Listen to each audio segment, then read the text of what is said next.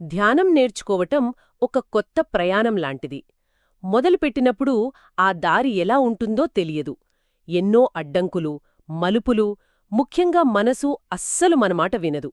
కాని మెల్లమెల్లగా ప్రయాణం కొనసాగించే కొద్దీ దారి స్పష్టమవుతుంది, లోతైన అనుభవాలు కలుగుతాయి. ఈరోజు మనం ఈ ధ్యాన ప్రయాణంలోని ప్రతి దశను కొంచెం లోతుగా పరిశీలించబోతున్నాం. అవును.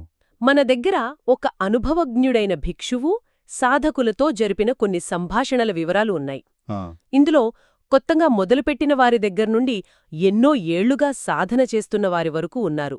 వాళ్లు ఎదుర్కొన్న సవాళ్లు, వాళ్ల సందేహాలు, వాటికి దొరికిన సమాధానాలు, వీటన్నిటి ఆధారంగా ఈ ప్రయాణాన్ని అర్థం చేసుకునే ప్రయత్నం చేద్దాం. ఖచ్చితంగా.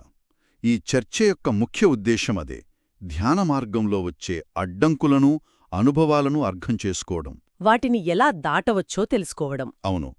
ఇది కేవలం సిద్ధాంతాల గురించి కాదు, నిజమైన సాధకుల అనుభవాల నుండి నేర్చుకునే ఒక అవకాశం.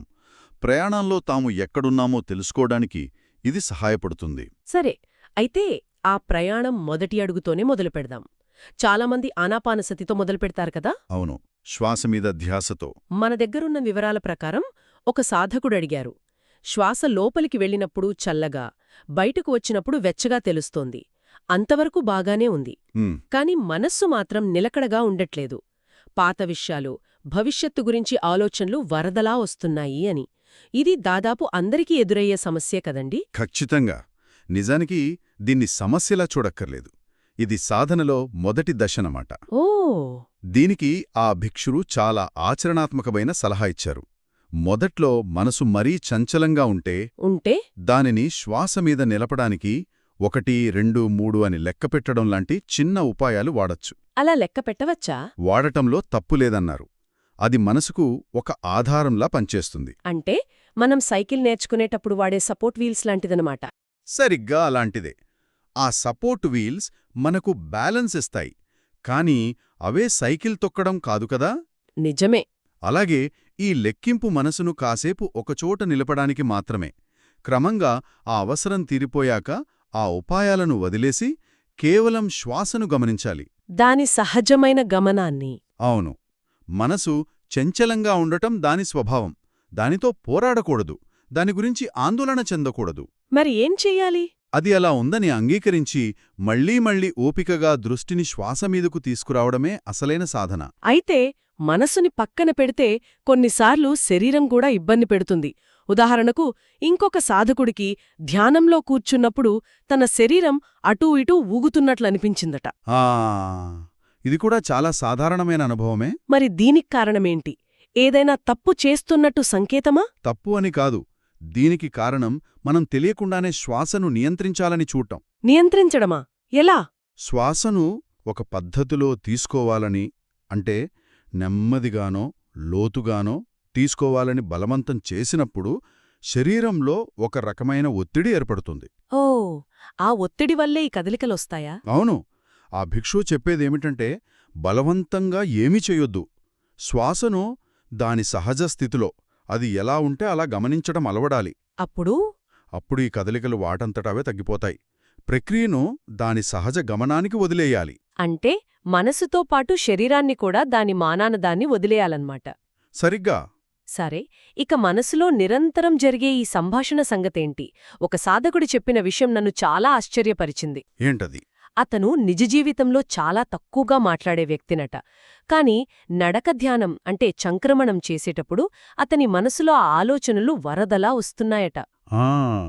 అది కూడా. ముఖ్యంగా ఎప్పుడూ లేనంతగా ప్రతికూల ఆలోచనలు వస్తున్నాయని చెప్పారు. ఎందుకిలా జరుగుతుంది? ఇక్కడే ధ్యానం యొక్క అసలైన స్వభావం బయటపడుతుంది. దీనికి సమాధానంగా ఆ భిక్షువు బుద్ధుని కాలంలోనే ఒక కథను చెప్పారు. ఒక భిక్షువు ప్రశాంతంగా ధ్యానం చేసుకుందామని అడవిలోకి ఏకాంతంగా వెళ్ళినప్పుడు అతనికి మామూలు కంటే ఎన్నో రెట్లు ఎక్కువగా కామ, ద్వేష, హింసాత్మక ఆలోచనలు రావడం మొదలయ్యాయట. శాంతి కోసం వెళితే అశాంతి ఎక్కువైందనమాట. పైకి చూస్తే అలాగే అనిపిస్తుంది.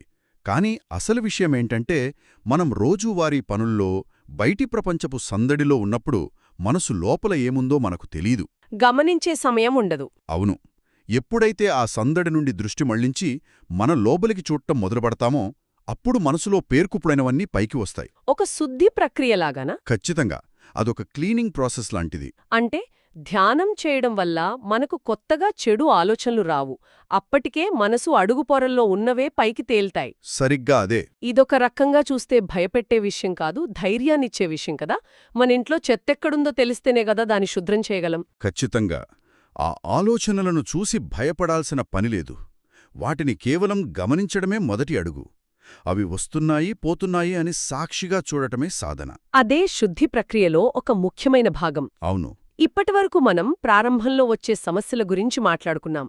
ఈ గందరగోళం, శారీరక ఇబ్బందులు, ఈ ప్రాథమిక అడ్డంకులను దాటాక సాధన ముందుకు సాగుతుంది. హ్మ్. మరి అప్పుడు కూడా కొత్త సందేహాలు వస్తాయా? అక్కడ పరిస్థితి ఎలా ఉంటుంది? తప్పకుండా వస్తాయి.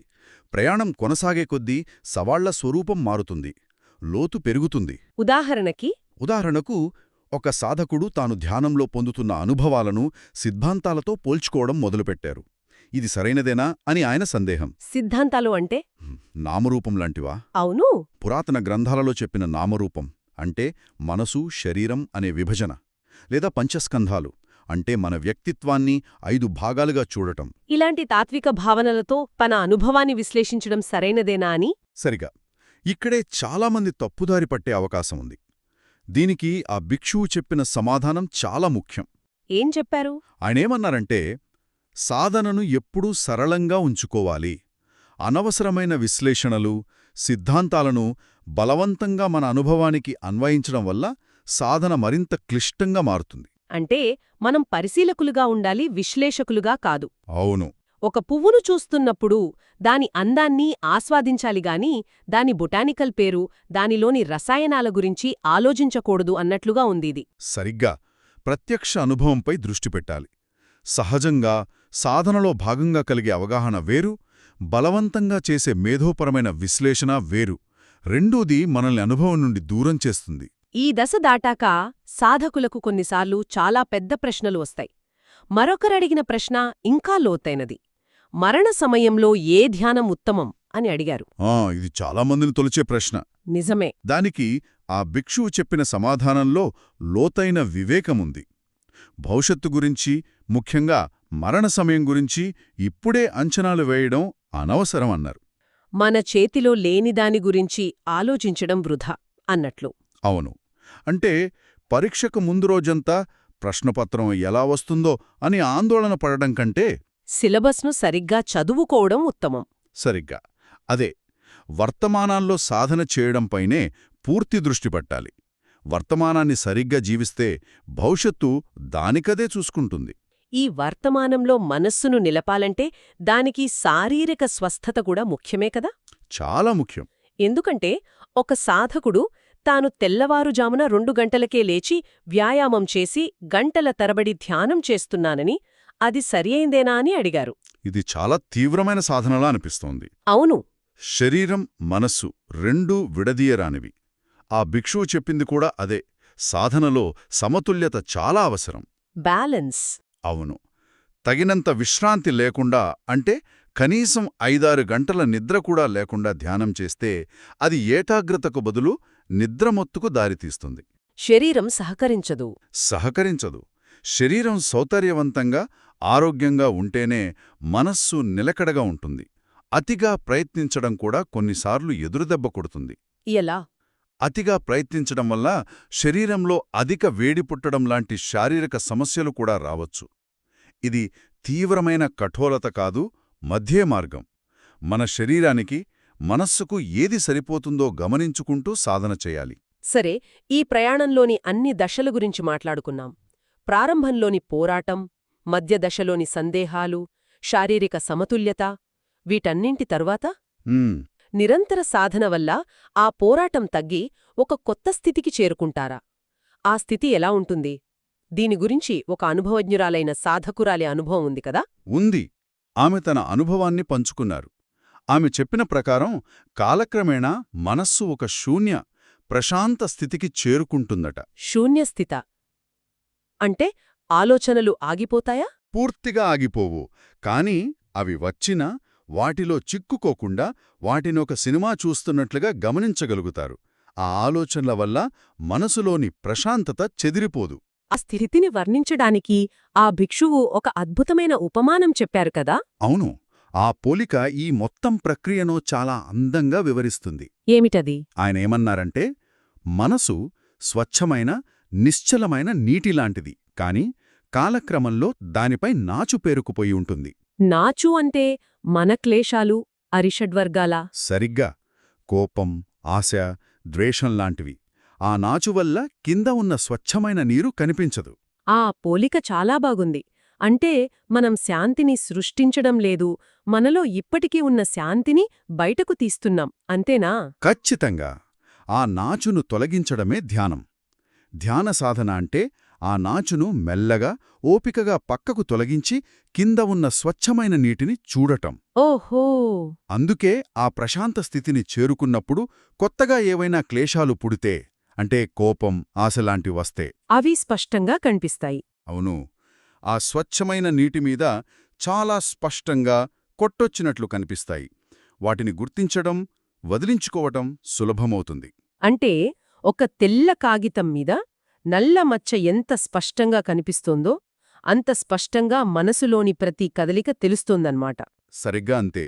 కాలక్రమేణా తక్కువ ప్రయత్నంతో, తక్కువ ఏకాగ్రతతో కూడా ఆ ప్రశాంత స్థితిలో ఉండగలుగుతారు. కేవలం ధ్యానంలో కూర్చున్నప్పుడే కాకుండా అవును, రోజువారీ పనులు చేసుకుంటున్నప్పుడు కూడా ఆ విశ్రాంతి, ఆ స్పష్టత కొనసాగించడమనేది అసలైన అభివృద్ధి. సాధన అనేది చాపమీద నుండి జీవితంలోకి ప్రవహించాలి. ఈరోజు చర్చలో మనం ధ్యాన ప్రయాణంలోని వివిధ దశలను చూశాం. ప్రారంభంలో మనసును నిలపడంలో ఎదురయ్యే కష్టం నుండి, ఆ, లోతైన అనుభవాలను విశ్లేషించడంలో వచ్చే సందేహాల వరకు, చివరికి ఒక ప్రశాంతమైన, స్పష్టమైన స్థితిని కనుగొనడం వరకు ఒక పూర్తి చిత్రాన్ని చూసినట్లనిపిస్తోంది.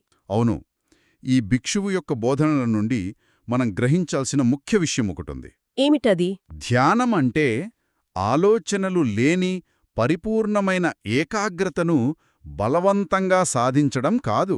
మరి మనసు యొక్క సహజ స్వభావాన్ని, దానిలోని చంచలత్వాన్ని, దానిలోని లోపాలను, అదే సమయంలో దాని అడుగుపొరల్లో ఉన్న స్వచ్ఛతను ఓపికగా, నిరంతరంగా, ఎలాంటి తీర్పు లేకుండా గమనించడమే అసలైన సాధన. ఈ చర్చ మనకొక మంచి ఆలోచనను మిగిల్చింది. ఆ భిక్షువు చెప్పినట్లు మనసు యొక్క సహజ స్థితి ప్రశాంతమైనది, స్వచ్ఛమైనది. అయితే మనం చేసే ధ్యానం అనేది మనసుకు కొత్తగా ఏదో జోడించడం కాదేమో. నిజమే. బహుశా మనసును కప్పివేస్తున్న అశాంతి అనే పాత అలవాట్లను, పేరుకుపోయిన ఆ నాచును వదిలించుకోవడమే అసలైన ధ్యానం కావచ్చు.